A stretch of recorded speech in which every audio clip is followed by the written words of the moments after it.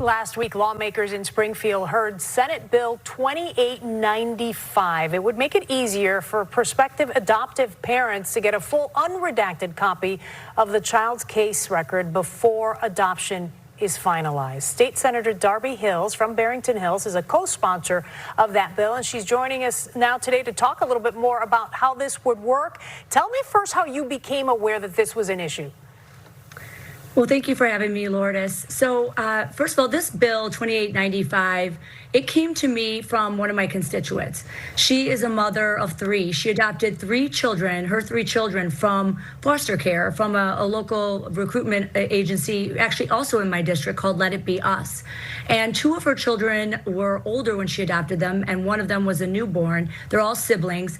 And she brought it to my attention that she was not able to get access to their records to find out anything about their history. She was devastated to not be able to tell her children what their first word was, when they first walked, anything about their history. And every child deserves their story. So I was honored to be able to work on this legislation. I was able to get agreed language with DCFS and the Chicago Bar Association and all the stakeholders. It was passed unanimously through the Child Welfare Committee. I'm the minority spokesperson for child welfare. And it also is bipartisan.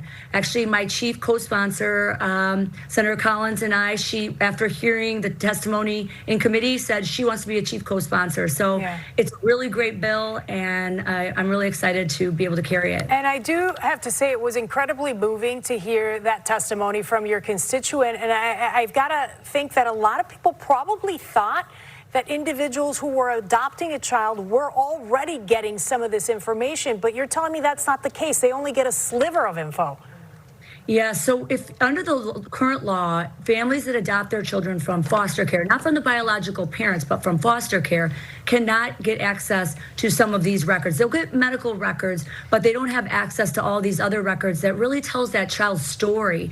And I was heartbroken to hear that from Melissa Kim Kunavan, my constituent. She is a very courageous, great advocate for this. And she mentioned that it wasn't just her. It was a lot of foster families that were not able to get this information. And I said, well, let's get some legislation going and make sure that we can address this. And so is the issue from, social service agencies, is it a privacy issue that they just didn't want to give up too much information, fearing other privacy concerns?